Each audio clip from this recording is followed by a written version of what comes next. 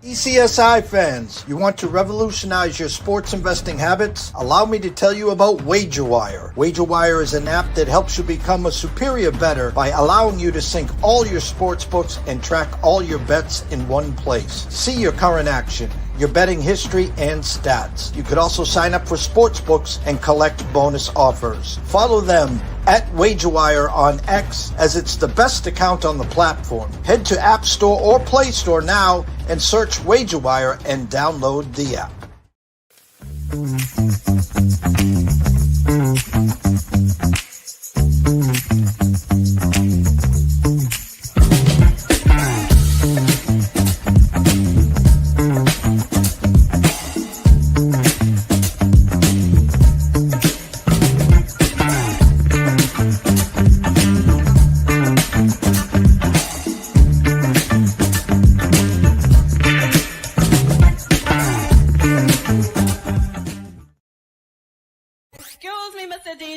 Check this out. We got a great show coming your way. From the ECSI Sports Studios, the #1 sports information program in America, the Breakfast Bankroll, with your host, the sports broker, Jeff Dawson.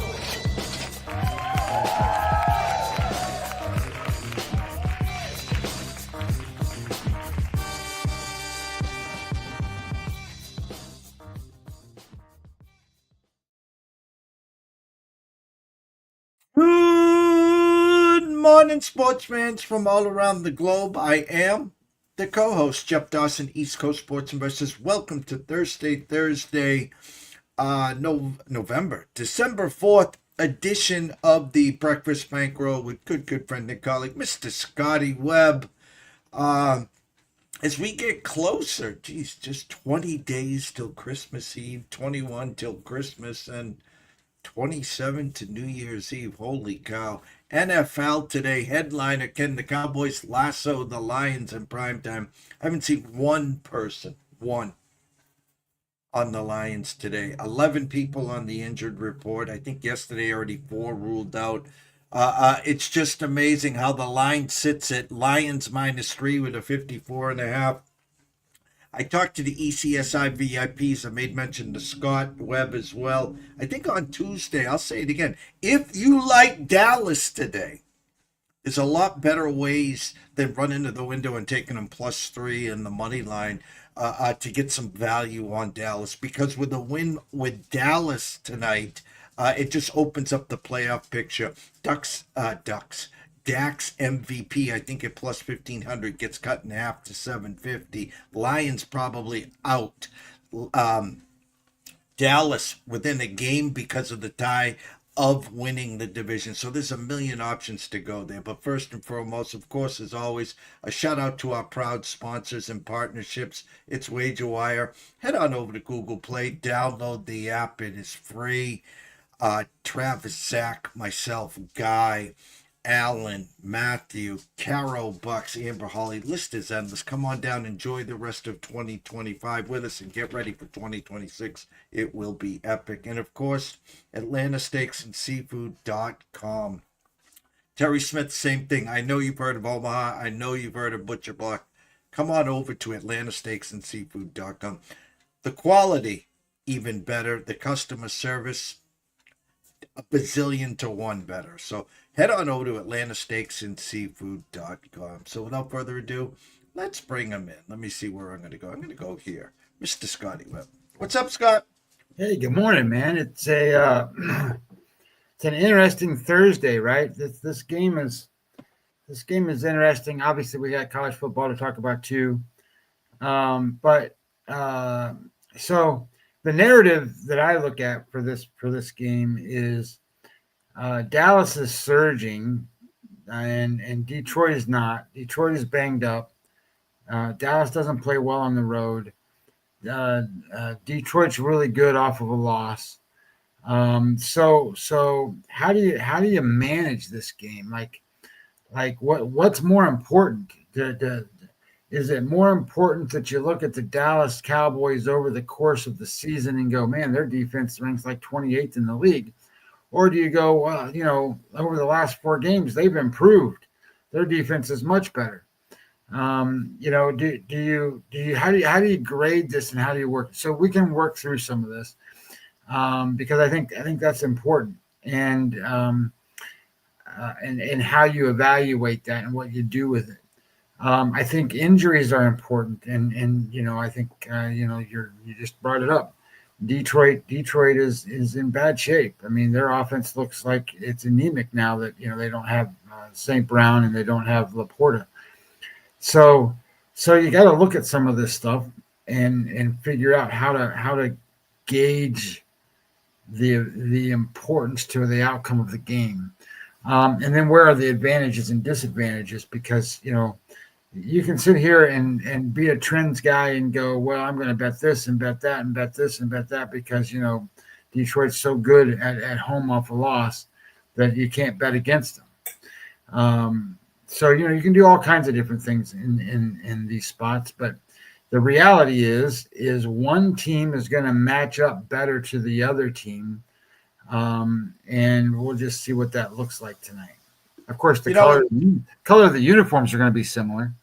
The funny thing is, Scott, is I was Mr. Lucky in Japan, 14 hours ahead of us. We're talking about our Westgate Superbook card. We're 3 games out of the top 30 right now. Of 1,550 guys that started. We have done, I'm the market guy, so I tell him what the market is telling me. And then from there, he gives me all his information, trends, angles, blah, blah, blah. And for a week, we just, Monday, Tuesday, Wednesday. We usually don't play the Thursday card. So that gives us Friday and Saturday to get the information. More information, usually better off you are. But my point is, we've been doing very well of late. What the market is telling us, but who's playing better? And this week, the market is on a handful of teams that are not playing well versus teams that are playing well. So, a lot of people have had a hard time. Everyone's jumping on board of the Patriots. They're the talk of the NFL, Drake May, Vrabel. Until they finally saw the Bears, #1 seed in the NFC, just won in Philly.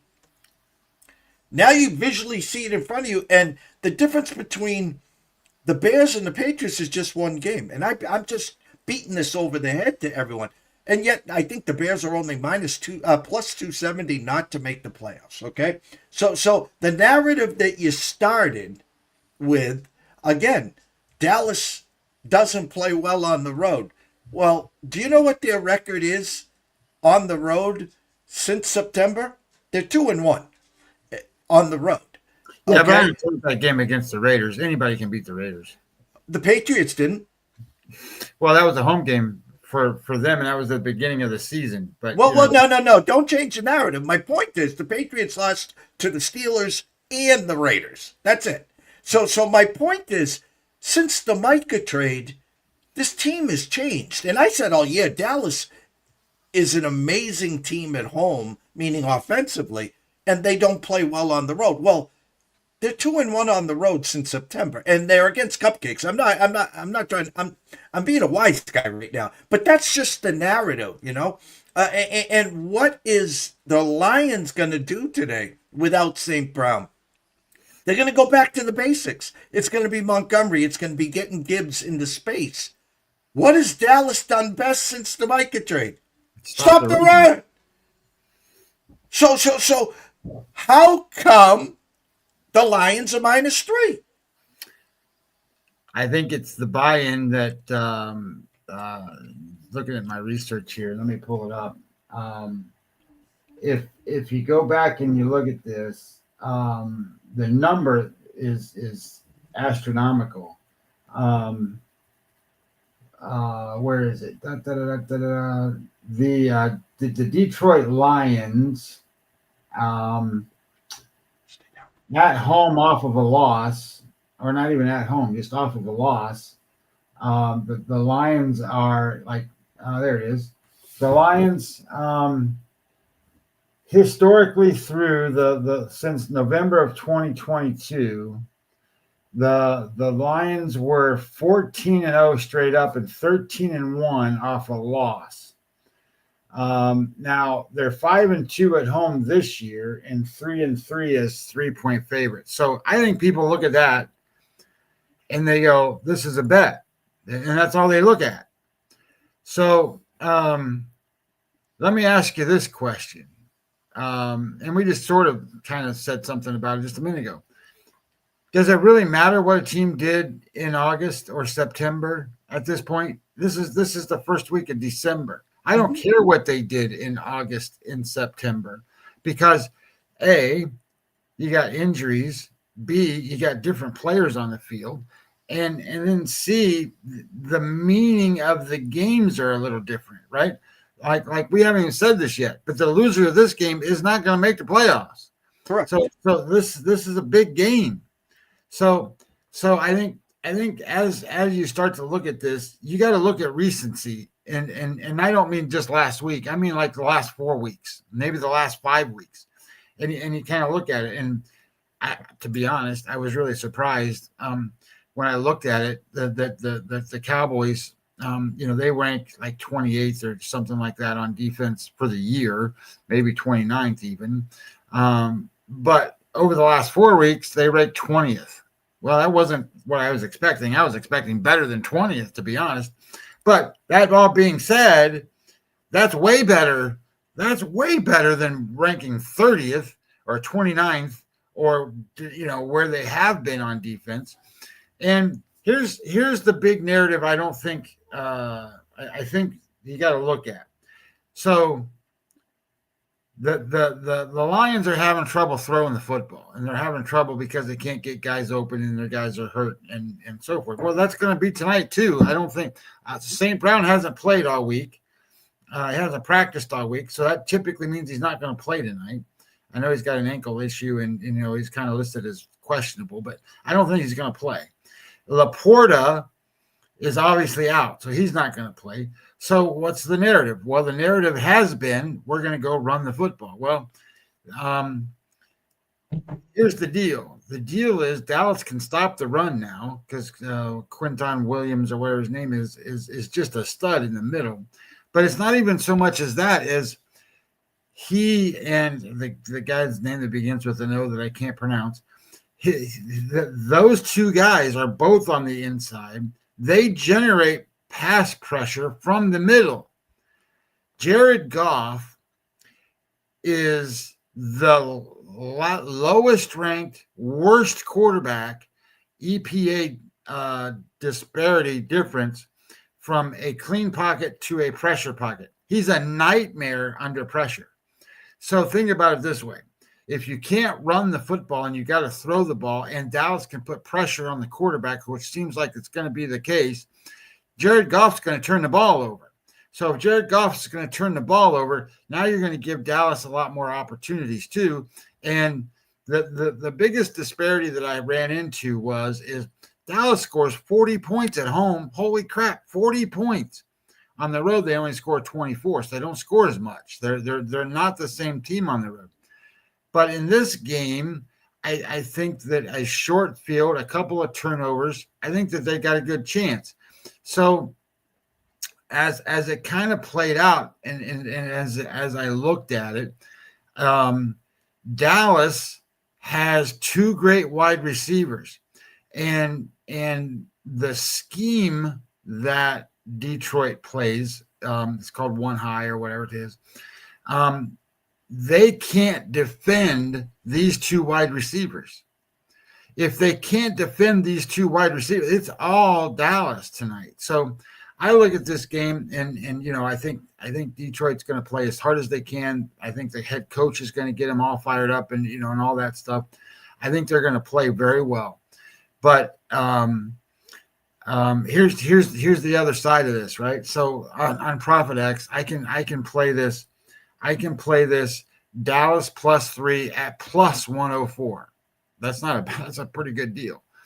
Or I can play it +3.5 at minus 118. Well, minus 110 is a normal number. So theoretically, I'm paying 8 cents to get that half point on a 3. That's the greatest deal you can find. So that's what I played. I played Dallas plus 3.5, minus the 118. I wouldn't, if you can't do it like I'm doing it, then play the plus 3. Look, this is going to be a field goal game. And if it's going to be a field goal game, I want Dallas's kicker. Whatever his name is. I want that guy can kick the ball from the goal line on his onside. So I want him, and I want Prescott to be able to have the opportunity to throw the ball to Pickens and Lamb, who are going to have a field day against the Detroit defenders, and then maybe that opens up the run a little bit.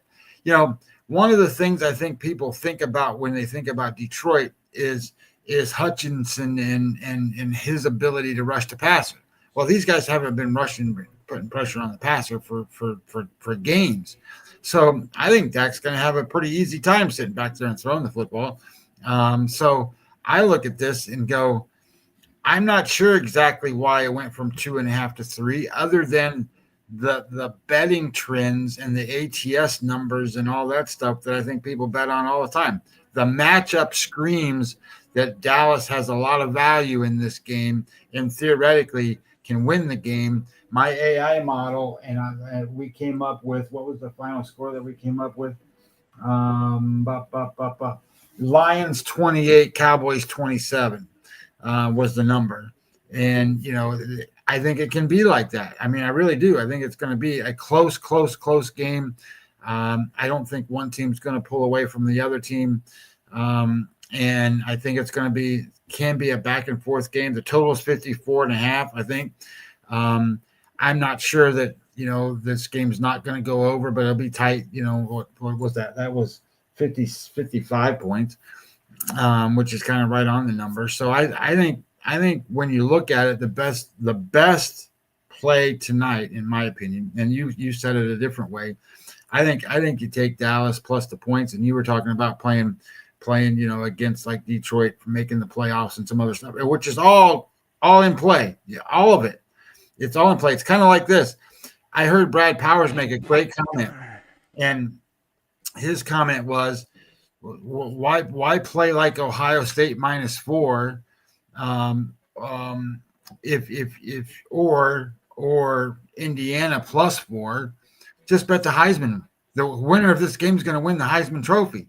So if you like Julian Sayin to win, that's plus money, and it's plus money for the other kid. So just play that instead of the other. So if if you like Ohio State to win the game, for example, just play Julian Sayin.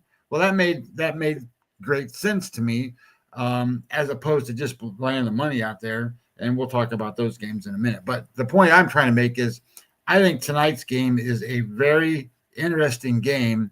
I think it's very, very meaningful, and I think the narratives behind it are interesting, because the matchup scream that Dallas is going to be right in this game. Not only right in this game, have every opportunity to win it.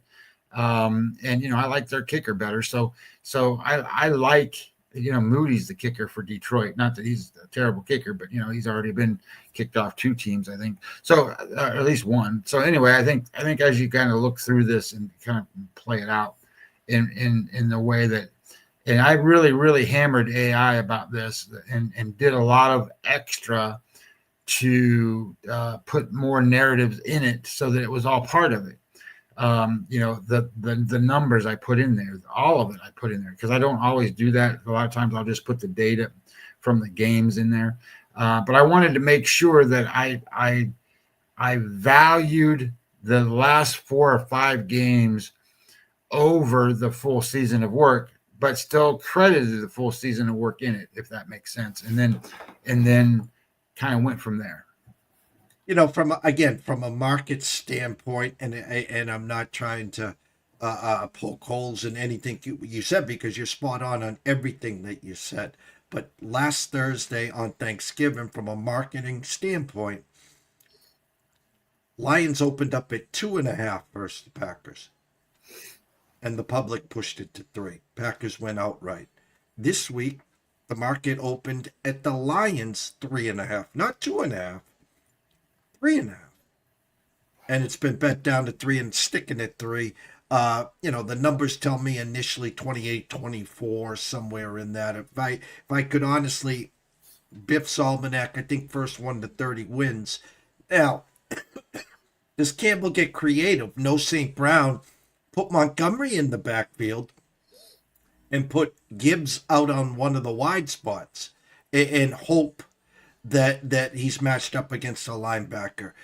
Can Tesla step up? I don't even know the name of the backup tight end. What will he do? But it will become to, can they keep Goff upright? Who wins the turnover battle? But this number again, Scotty, makes 0.0 sense to me. This, with all the public, with all the social talk, with the last 3 weeks, you talk. Lions were, I think, 14-0 after a loss. Well, if you go back to their last loss, they lost again, and so that was the one loss. So they have been leaking oil for a while, like a lot of teams. Yeah, here's another narrative. I get a report from a guy named Sam Hoppin, and he sends me a lot of data, NFL data. But one of the things he does that's kind of cool is he sends me a composite power rankings numbers, and these composite power ranking numbers, they consist of. Let me go back and get it. They consist of the FPI number, NFELO number, unpredictable number, unexpected points numbers, the DVOA numbers, PFF numbers, and Pool Genius. So then those composite numbers from all those power ranking numbers are then thrown into one. It's a combined power ranking rank. And what you do with a power ranking, guys, is just as simple as this. You get a number, and then another team has a number, and you subtract the number, and that's the line. And that's kind of how it works with some of this stuff. Well, if you do that, the Detroit Lions are 4.8, and the Dallas Cowboys are 1.2. So that makes 3.5. Well, basically 3.6. But that doesn't include home field advantage, so you give them 1.5 for that. Theoretically, the Detroit Lions are undervalued at -3. It should be -5 according to all of this. And I put that into the AI number. I put all that in there. And after the matchups and everything comes out, it's basically telling me Dallas is undervalued because of the matchups, because of how they can attack the style of defense that Detroit plays. Detroit plays a style of defense that does not do well against the wide receivers for Dallas. And then Dallas's defense, especially now that they got Quinshon Jenkins, or whatever his name is, Williams, those guys can stop the run. So if they stop the run, which is over the last couple weeks, Detroit's been 5% more run than they have been before. And if they can stop the run, you're going to have a passer that's going to be worst in the league. He's the absolute worst in the league against pressure. And I think that's just a bad mismatch there that throws this thing out. So anyway, I think that keeps the game very competitive and very close. And that's why I think that the better bet is Dallas. This is just a better matchup for them. Now, certainly, there's a lot of narratives out there that, throw that shit out, just play the ATS spread thing. I don't ever do that. So that's not the way I do it. I do matchups, and I do numbers and data and how it all works. Because that's what it is. The NFL is all about matchups, guys. College football championship week. Scotty Webb's in-pocket plays as we speak. Texas Tech -12.5. Georgia, Alabama under 48. Indiana, Ohio State under 48 there.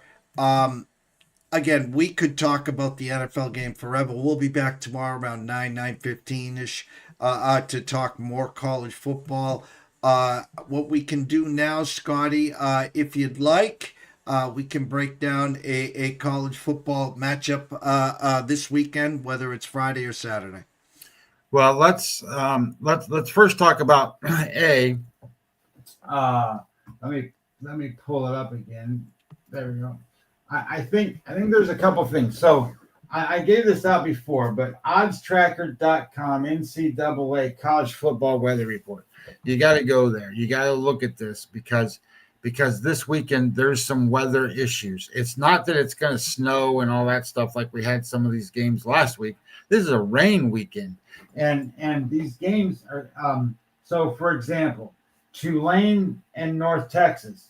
There's 62% chance of rain. The temperature is going to be 56 degrees, but it should be enough to moderately affect the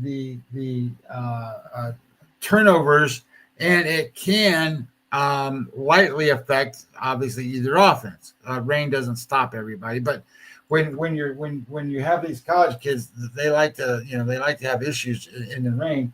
UNLV and Boise State, this is probably the worst one. It's an 85% chance of rain and 40-degree weather. I don't know if it's going to be rain or sleet or snow or whatever, but that can be an issue. So if you can't throw the ball and you're going to have to run the ball, you got to look at some of that kind of stuff. And then secondarily, if you can't throw the ball and you're only going to run the ball, maybe you start looking at totals and you start looking at unders in some of these games. So I think that's an important one to look at. And those are Friday games. And the Saturday, there's a chance of rain in the Duke game. It's 30% chance of rain, temperature 40 degrees, but it's not really going to affect it too much because maybe it won't rain. So the other games are kind of in a dome, so I wouldn't worry about that. So I think that's an important aspect. And then the second aspect that I wanted to talk about just briefly for a second is the narrative behind Ohio State and Indiana. I don't want to break this game down, Jeff, just because of this. I don't think the game's important. I know it's number one versus number two. I get all of that.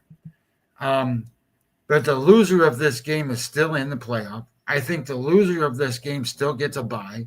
And I think the reality becomes is, what are they playing for? I mean, I know that they're playing, it's going to say Big Ten title, champion, whatever. But just like Ohio State last year, they didn't win the Big Ten last year. As a matter of fact, they got in as a at large and won it all and haven't lost since. But the point being is, I don't think the game is important. So if the game is not important, I don't know what kind of. I'm sure you're going to see decent effort. I don't mean it that way, but I don't know if you're going to see the best game planning, the best whatever. I almost think this is an exhibition game. So in my mind, I know that this is a great matchup and all that stuff, but at the same time as that, they don't care about this game. They care about the next games, and if they match up again, then that'll be a game they really go at each other. I don't think they're really going to go at each other as much in this game as they do the others. So I think you keep that in mind. And I shouldn't say A. That's one of the reasons why I bet the game under 48.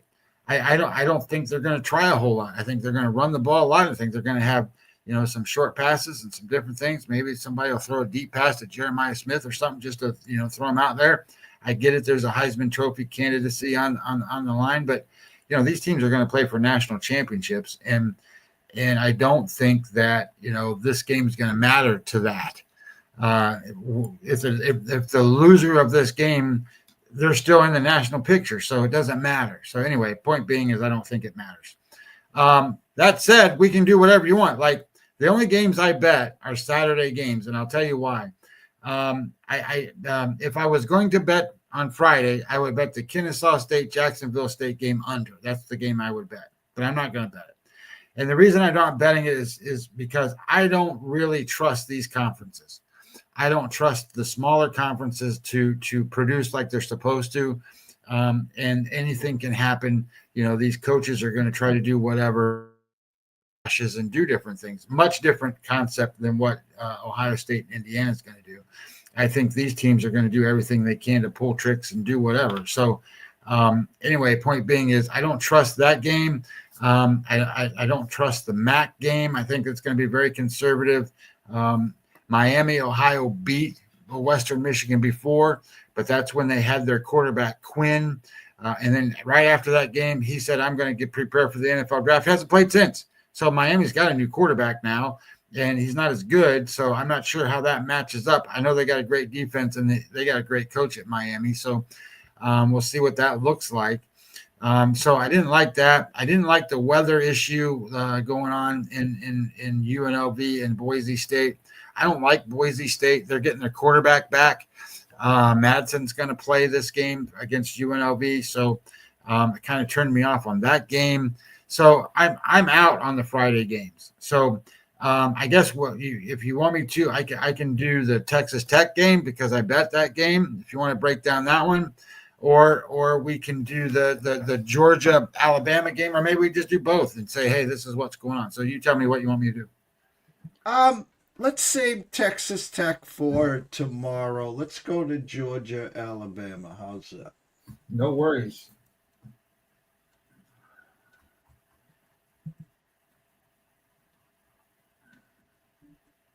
So I think the first thing when you start to go here with the Alabama and Georgia game, I think the very first thing you got to remember is let's pull up the Alabama scores for a second.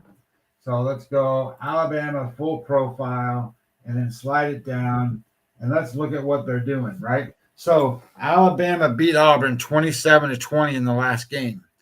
They should have lost that game. So if I pull up where it says stats and you click that button of that game, it takes it a second, but it'll pull it up.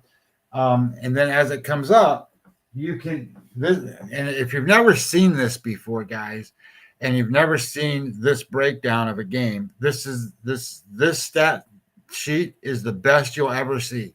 So what it tells you is on the left-hand side, at the very first, let's start at the top. Well, it tells you the win probability, and then it says expected points. So those are the two graphs that you're looking at the top. So you can just kind of see what the expected points are. And if you look at it, you see that dark blue line? Well, at the end of the game, so if it starts from left to right, if you look at it at the end of the game, Auburn was expected to have more points than Alabama based on the way they played. You can see it just visually. And then as you start to scroll it down just a little bit, you're going to see that on the left at the top, it says team stats, and that's where you're going to see success rate, EPA, yards per play, and all that stuff. See all that dark purple? That's Alabama. That's not Auburn. That's Alabama. So then you start looking at, well, how did that happen? Well, you can see if you scroll down just a little bit under what the column that says expected points, you can look at production.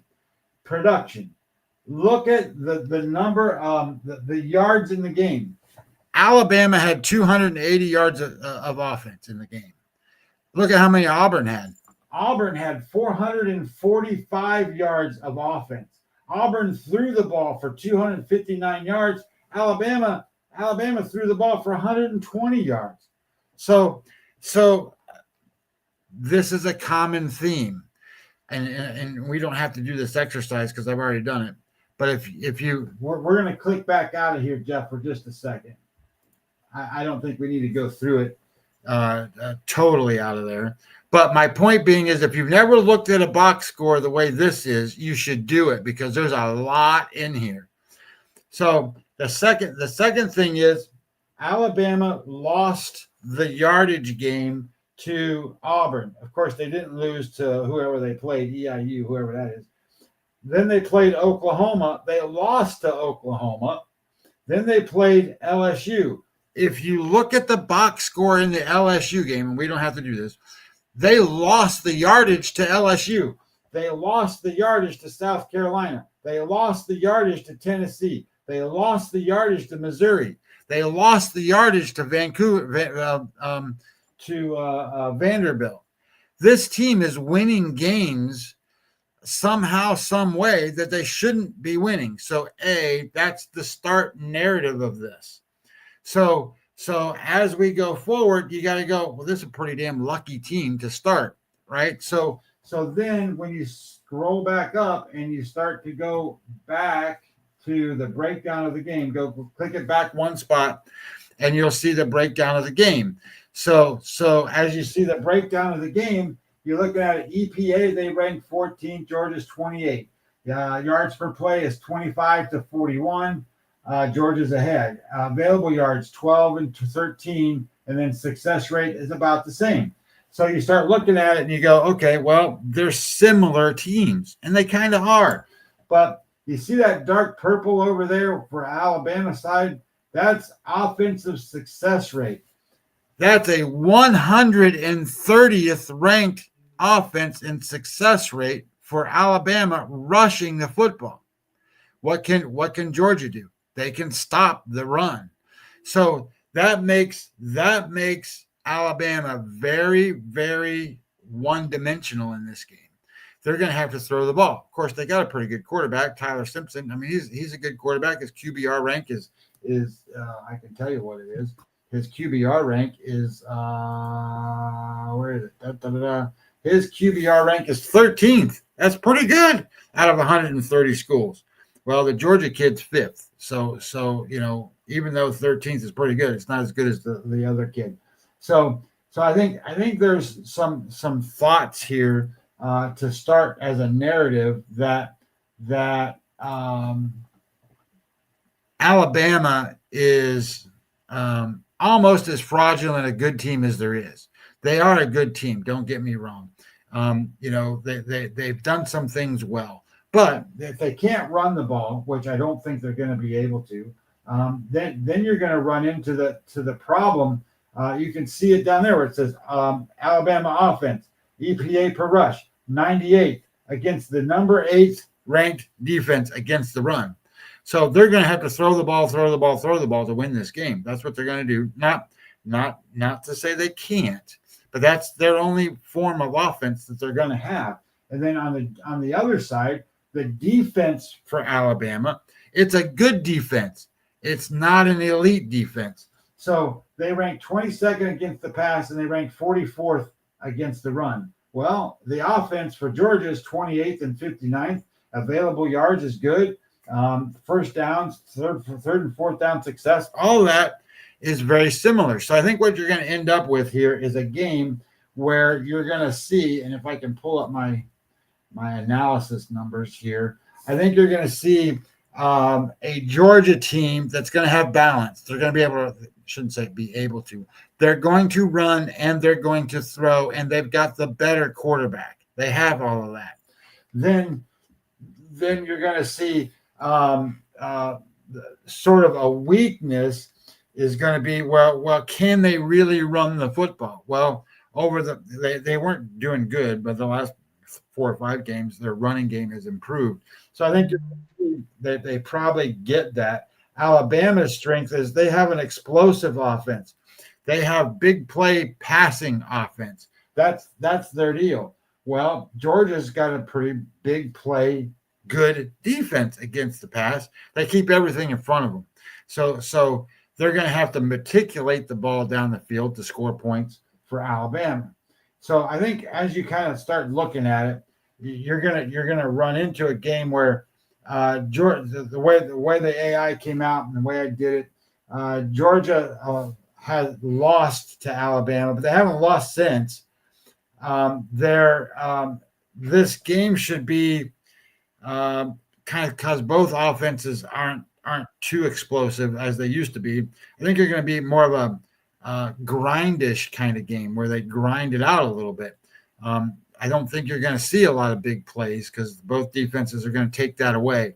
So I think you're going to see sort of a slugfest of who can get first downs and who can make a big drive, and then you're going to see some punts. So as you start to think about what that looks like, that means field goals. That means not a lot of touchdowns. So the way I see the game to kind of come out is I'm looking at like 24-20. I've got 24-20 Georgia, but I'm looking at it as, hey, that's an under. I think this game's going to go under. I don't know that they're going to play tight, but I think that they're going to be close to the best. And I think that, Alabama's in one of those spots where, maybe they get a turnover and kick a field goal and win the game late. Or, Georgia just kind of grinds them and grinds them and grinds them and grinds them. And, the clock runs. So I bet this game under 48. I think that you've got some room there. I like that better than the Georgia minus the 2.5. I think this game opened 1.5 and it got to 2.5. I wouldn't be surprised if it does hit 3, but if it does, I think people are going to take the Alabama side. So be careful.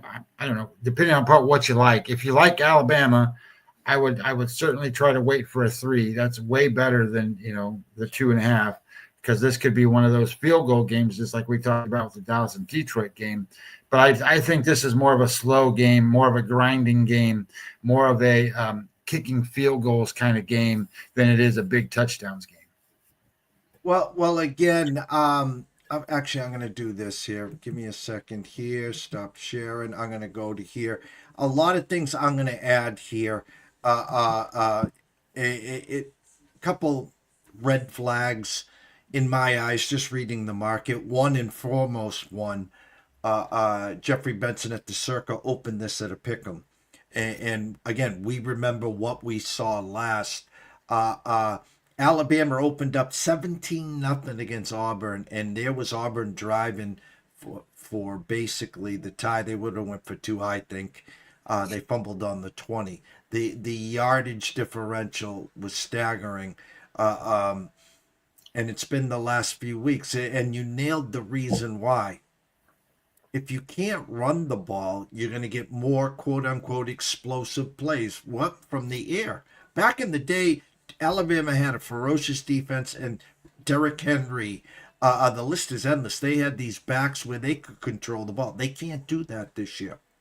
So going in against Georgia, who they already beat between the hedges, they know we can't run the ball, but he can't throw the ball 70 times either. They're going to have to take their lickings and maybe pass on first down, run on second just to slow them down, and then see what they are there. Second of all, you talked about Ohio State, Indiana. It doesn't matter because they're both gonna unless someone wins 61-0 and we say Indiana's fraudulent or vice versa. My point is they're both going to be in the top 4. Well, there is a scenario, Scott. Alabama loses, they have 3 losses. And would the committee penalize them for losing in the SEC title game and save all the drama and put both Miami and Notre Dame in and say, hey, you know what, Alabama, it was a good year. Yeah, you did lose to the top 4 team in the country, but look at your resume the last month. You've been struggling. So the sense of urgency, Georgia's not going anywhere. They're going to stay in the top 4. About damn time the committee listened to me. I don't know what you guys have been watching with Oregon. Texas Tech has belonged in that top 4 for a while now. Thank you. Oregon got dropped below the top 4. They're 5 now. And I'm being sarcastic there, Scott, of course. But my point is Alabama's sense of urgency. Hey, if they don't show up and Georgia wins 31-3, the committee's going to be sitting there and looking at a 3-loss team. And they're going to be saying, and, Sark in Texas, who are already out, well, our 3 losses, we lost to the number 1 team in the country, Ohio State, opening week. So you're opening up Pandora's box. Second of all, I saw a tweet. I think Kirby Smart is 1-7 against Alabama. Well, his only 1 win was for a national title, so I think it was worth a little more than that one. So my point is, the Benson opening line at a pick'em, knowing the Georgia money's going to come in, the little sense of urgency on the Alabama side saying, hey, we don't want to put this into the committee's hands, guys, because, Ohio State didn't even go to a title game last year, and then you saw what happened there. So there's a lot of question marks where this Saturday, especially, or Friday, championship week, used to be a big thing. Hey, we're the regular season champs. it's a meaning. These games are meaningless. They're money grabs because as long as you're in the final 12 and in the playoff race, what good is a regular season trophy anymore? It's not about that, and the game has changed. So a lot of question marks here. I believe everything you said. Everything you said. Like the Dallas Lions game, the whole world's on Georgia. No one's on Alabama. And that won't get to 3, I don't think. I think that the books are playing coy, saying, hey, you can get Georgia less than a field goal right now. Keep coming and keep coming. Real intrigued about this game, Scotty. Yeah, no, I don't. That's why I don't want to play a side. Like I just think it's a slugfest defensive battle. I think both teams are going to struggle a little bit. I think that there might. I don't think there's going to be a lot of big explosive plays. I think there's going to be a lot of field goals. So I like under, and I know it's in a dome game, just like the Ohio State Indiana's in a dome game. I think that favors Ohio State dramatically, being in a dome game. Like if Ohio State played Michigan in a dome game, man, they could run like the wind against the team like that. But they played them in the snow, so I think that when you start to think about kind of where the advantages are and where the advantages aren't. And again, like I talk about this all the time, and I'm not an ATS trends guy. So I do trust what you'd say about the market and things like that, because I think market does matter, because my opinion is one opinion out of a million or however many that move the market. And so if the market's moving against me, there's a million people thinking I'm not smart. I don't worry about that as much because, sometimes it just works out to my advantage when the market moves against me. It's better. But that all being said, it can't be the most reasonable thing when you sit there and go, hey, the market's moving against you. Oh, I feel really good. I don't. I like the market to be on my side. But all that being said, I'm hesitant to bet Georgia. I'm hesitant to bet Georgia. I think everybody and their brother looks at that game and goes just exactly what I said. Well, Alabama's pretty damn fraudulent how they win in these games. They don't win the yardage total in the games they're playing. They're getting beat on the field. They just somehow win the game. So maybe that happens again. It's not to say it can't. So when you start to think about it, I think, in my opinion, I'm going to stay away from the side part of it, and I'm going to go, hey, I think this is a field goal game. A lot of not many touchdowns, not many big plays, a lot of clock run, and I think it's a good under. And like that Ohio State game, I'm waiting for somebody to tell me why it's important for either one of those two teams. I was listening to the college radio show on my XM radio or whatever, and there was a head coach on there. I forget what his name was. I don't remember. And you know what he said? He said, I would rather not even play the game. I would rather play my second string guys. I don't need this game. I don't need this game for seeding. I don't need this game to get my first round bye. I don't need this game for any purpose at all. I get it. You can be the Big Ten champion. I'm not playing to be the Big Ten champion. I'm number 2 or number 1 in the country right now. I'm playing to be the national champion, and I'm in the tournament. I'm going to be a first round bye, whether I lose this game or not. So I'm going to play my second string guys. I'm not going to get anybody hurt. I'm not going to do anything. And then the guy says, the host goes, well, this game could come down to who's going to win the Heisman. He goes, well, I get all that. But the kids that are coming here don't come here just to win the Heisman. They come here to win a national championship. So I want my quarterbacks to be healthy. I want my guys to be this, to be that. He goes, to be honest, I wouldn't even I don't care one way or the other. And I started thinking about that going, God, I mean, this is a former national champion college football coach telling people he plays second team. I get it. That's how meaningless that game is. Anyway, that's my thought. on that game. I'm going to wrap it up here with, I'm going to help you with your closing thought today. What I saw yesterday, maybe you can add a couple 2 cents. The Toronto Blue Jays, who had an amazing year, win the AL, fought tooth and nail against the Dodgers, losing 7 games, and the off season. And I've said, and you've said, and we all know, Toronto's not afraid to splash money. They'll spend Oh, with they got money. anyone. They'll spend with anyone. The hardest part with Toronto is to get to people, players, to Go there. cross the border to go there. And so they could have sat on their laurels. And they're in a tough division, the AL East. And they said, you know what? We're going to keep going. And they add Dylan Cease.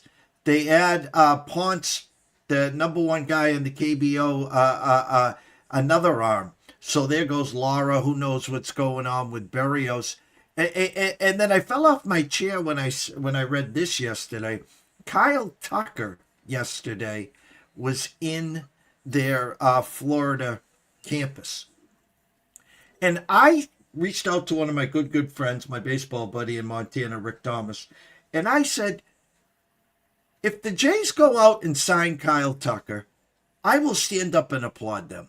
I will say, holy shit, because we've been waiting for years and years again for the Red Sox to come back. Listen, we used to be a top 3 in the market. Now, since they won, they got fat and heavy with the championships. Henry's got soccer teams. He's got hockey teams. We're just a piece of the portfolio. Hey, we'll spend, but, they said we'll get to the next apron. I think they're top 5 or 6. But my point is, what the Jays are talking about. Now, we have the hot stove, so get ready. We'll be on next week, Monday. So during our football talks Monday and Tuesday, we'll be talking some more baseball, and, of course, on Thursday, Friday as well. But holy shit, I'm applauding the Jays at this point. Well, let me just start with this. I was already looking at this, been looking at this. Truth behind the scenes here at the Webb office. I am working on this basketball, right? So I told you I was going to try to get into this basketball. Well, I haven't liked how how I've run it and how the AI has been going until yesterday. So I had to make some tweaks and do some stuff, and I ran a test yesterday. I only had 4 games. I'm like, let's pick these 4 games and let's do this. Well, the 4 games came out 4-0, and it was also 4-0 on the total. So I'm like, that's pretty good. 8-0, that's a pretty good day. So more testing before I start getting involved in this. So that's number 1. So in lieu of that, I'm having these other conversations in my head and with my wife about baseball. And you know how it is with me with baseball. I mean, baseball is the love of my life. That's the way this thing works. And so I have a lot of stuff I'm already looking at. I used to write this book and do different things and preview every team and all that stuff. I did all that stuff. I thought it was important, for the idea of really getting to know a team, and then B, trying to help people. Well, I mean, I gave the damn thing away for free, charged $5 for it, or whatever. Nobody bought it. Nobody took it away. So I don't do it anymore. Point being is, I still have these things and I still look at this stuff. So I'm going to give everybody another website to look at, right? I always look at all these websites, but this one is Fangraphs. If you go to Fangraphs, and under Fangraphs, you go to roster resource. And don't click roster resource, but it'll bring down a drop down box. In the drop down box, if you slide down, it's got a spot that says off season tools. And if you go there, the second one down is the kind of the one that you want to look at. It says off season tracker. If you click it and click the off season tracker, it's going to pull up, and I'm going to kind of swing this over so you can sort of see it. So where my you can kind of see where my mouse is and moving things around. Those are every single day teams are signing players every day. And if you want to see them, they're right there. You can sort them by day. You can also sort them by team. You can look at whatever you want to, and you can see where, well, I shouldn't say where. You can see who's signing who and what they are. So, like just yesterday, Emilio Pagan signs a contract with the Reds. Miguel Rojas signs. Cedric Mullins signs with the Rays. They're all right here. So you can see all the different things that are going on. And then if you really wanted to look, you can go back up and you can click the team name and you can see what your team's doing. Like Jeff likes Boston. So let's click Boston. So Boston on the 25th, they acquired Sonny Gray and sent out Richard Fitz and Brandon Clark. They non-tendered Nathaniel Lau and Josh Winkowski or whatever. They signed Connor Wong, and then it just goes down the list of everything that they're doing. And then if that's not enough, you can go back up to where roster resource is. You can go to the depth chart, and you can pull up what your team looks like. Here's your team. Roman Anthony's going to be plays left field. Jerry Duran, next back, Trevor Story. And then right on down the line, but it also has a little column on the right that says, hey, these are the guys you need to know about. These are the young kids coming up. Tells you about the injuries and where they are and that kind of thing. So like for them, Tanner Houck is he had Tommy John surgery on 8/18. Well, that means he's done. He's not going to play and pitch in 2026. So if you didn't know that, it's sitting here. So I think that's an awesome tool for now. It's also an awesome tool as you go. So talking about the Blue Jays, if I go and I click on Toronto, because I just did this exercise, Jeff. It's amazing you brought this up. I just did all this. So the Blue Jays. So let's say it this way. I don't know if people know who this guy Cody Ponce is. So, what's the guy's name? Kelly that pitches for Arizona. Merrill Kelly. Merrill Kelly. Now he doesn't pitch for them. He pitches for Texas now. But Merrill Kelly. Merrill Kelly was a KBO pitcher. He was one of their best pitchers, and he got back over, signed, and he's been really good in Major League Baseball. So Cody Ponce, this is the guy's name. He was a Pittsburgh Pirate, went over, and I don't know if people know he was the KBO best player. Not just best pitcher, best player. He had 18 decisions last year. He was 17-1, Jeff. 17-1. He pitched, I think it was 180 innings. He had 250 strikeouts in 180 innings. That's unbelievable. Now He won the Triple Crown, by the way. Yeah. Now I will say this, and I've said this before, and I got you don't know how much backlash I got for this when I said it, but I'll say it again. There is no comparison from KBO to MLB. There's just not. KBO doesn't compare to AAA as a league. It's more like AA. Now they have some good players. Don't get me wrong, and some of those good players can move up just like from AA to Major League Baseball. It doesn't happen a lot, but it can. And so Cody Ponce, he's going to be a good player. Now, I don't know if they even know what they're going to do with him yet. Now, he's listed as a starting pitcher. And, when you start to think about it, you sit there and go, holy crap, they got a lot of starting pitchers. Well, here's what their rotation looks like. Kevin Gausman, Dylan Cease, Shane Bieber, Trey Yesavage, Cody Ponce. That's pretty good. And I think that's pretty good in anybody's book. And then when you start to look, and then you can go down and you can look at it and you go, well, you might know this name, Ricky Tyneman. Ricky Tyneman is a former number 1, number 2 type prospect that the Blue Jays have in their pitching stable in the minor leagues. I think he had surgery or something. So he's available. He's pitching. So he's still there. And this doesn't even, and they got Bowden Francis down there too. So they've got some depth. And, I don't think they've even come up to an idea what they're going to do with Berea. So he's not even on this list. Anyway, Barrios and Lara. yeah. So I mean, like Lauer, I sit there and go, I don't know what's going to happen with this team and where they're going to go. That now, having said all that, Bo Bichette is not a signed player with the Blue Jays. So when Bo Bichette goes out of this lineup, I slide this back up. The shortstop is listed as Andres Jimenez. Okay, well, great, whatever. He's a salvageable shortstop. That's ninth in this order. So one of the things that I've learned in doing baseball for years is you look at what a team did last year and what should their expectations be of this year. Well, how many of those guys overperformed last year? Well, when you start to think about Nathan Lucas, you start to think about Addison Barger, and you think about Ernie Clement, those guys all outperformed their normal. They all overperformed. So theoretically, those guys are going to revert more towards their normal than they are their overperformance.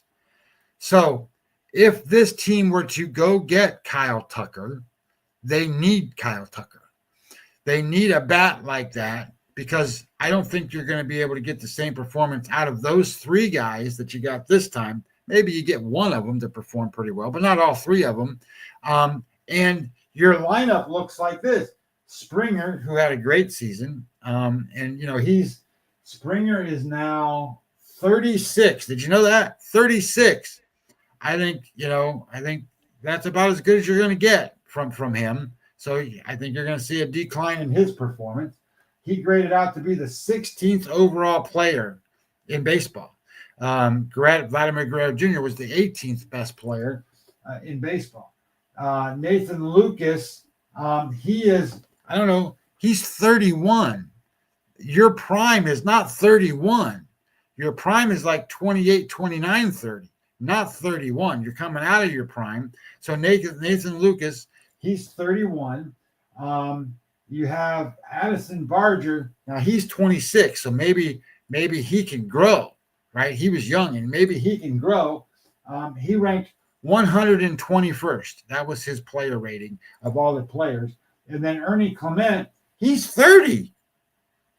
These guys aren't like, young growing guys. They're also Rams that had a good season. That's what they are. So my opinion is that lineup needs some help. I believe the lineup needs some help. Bo Bichette fills some of that. It maybe fills a lot of that, but I don't know that he's going to sign back with them. And especially if they're looking at Kyle Tucker. If it was me and I had to choose between Kyle Tucker and Bo Bichette, give me Kyle Tucker. A big power left-handed bat. I get what Bo Bichette gives you. He gives you an everyday shortstop, but when he came back, right, I'm sure he's a little bit hurt. He played second base. I mean, they let the other guy play shortstop. So if that's the case, Bo Bichette does have some power, but not like Kyle Tucker does. Bo Bichette can score runs. He gets on base, that kind of stuff.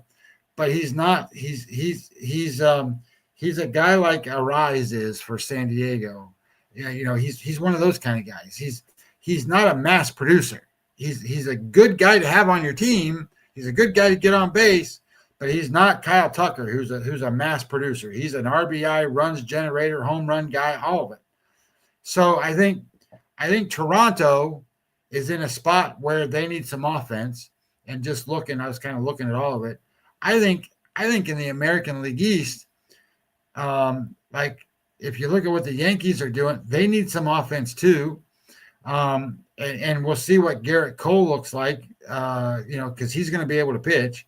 So we'll see what he looks like. And now this American League East, look at what Toronto's rotation is. We just saw it. Well, Boston's got some guys at the top of that rotation, right? Crochet's pretty damn good. And then Boston, where's Boston? There we go. They brought in Sonny Gray.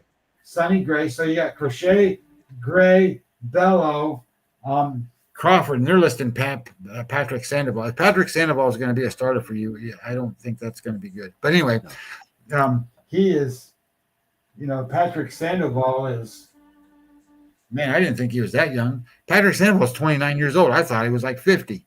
Anyway, so when you start, you're thinking of Pablo Sandoval, LOL.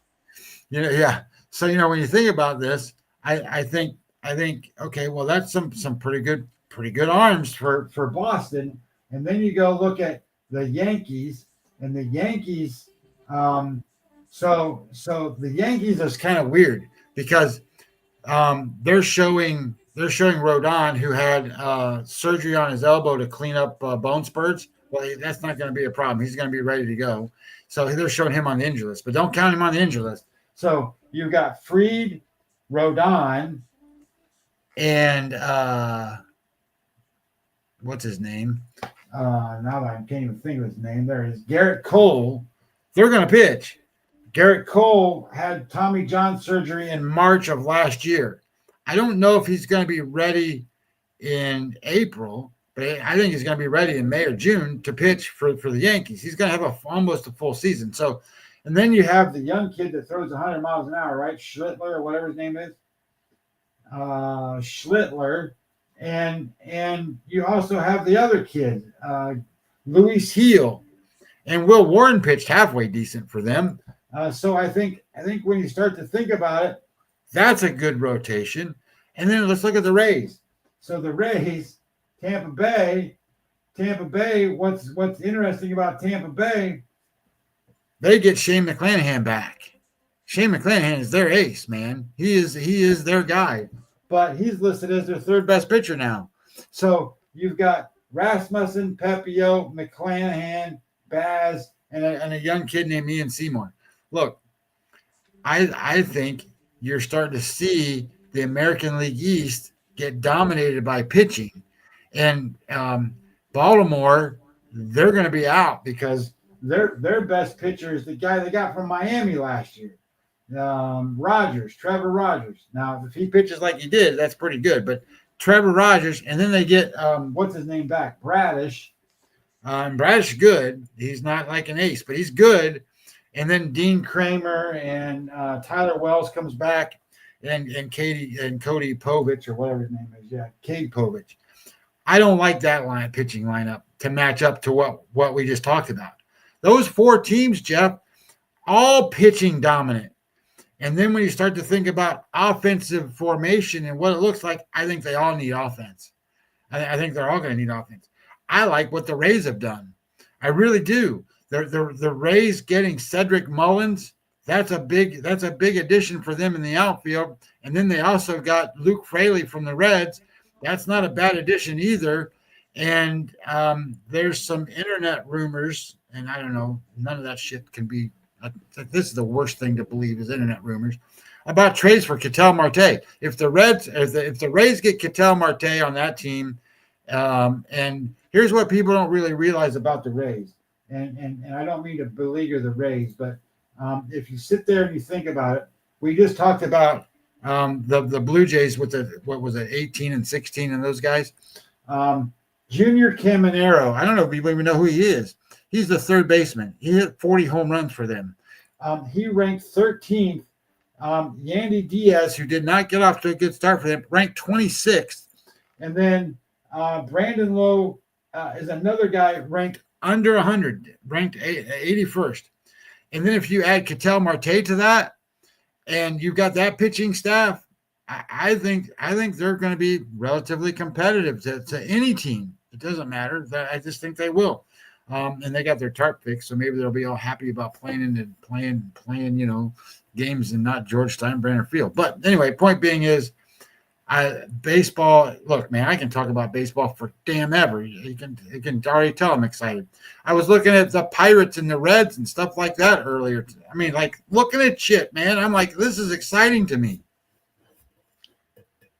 Winter Stove Monday, we'll be talking Matt Grissom here at 11, talking SEC, talk about his Westgate Superbook card for college, talk about his Razorbacks, big win over undefeated Louisville in hoops last night. 4:30 Eastern. Ron Marbalewski also back from live from LA, talking college football and of course some NCAA. Me and Scotty will be back around 9:15 tomorrow. So again, we covered the gamut. We talked about the Dallas Detroit game. We talked a little Friday night football. We talked obviously on some Saturdays action as well. Scotty gave out 3 of his in-pocket plays, and they are Texas Tech minus 12.5, Georgia, Alabama under 48, and Indiana, Ohio State also under 48. So thank you so much for all the love and support. Stay tuned. Go grab yourself a bagel and espresso, and I'll be back at 11. So for myself, Jeff Dawson at DC Sports Investor, one and only Scotty Webb at Webby 20 MLB. Wish everyone a blessed day. Enjoy yourself. I'll see you in about a half hour. Stay tuned.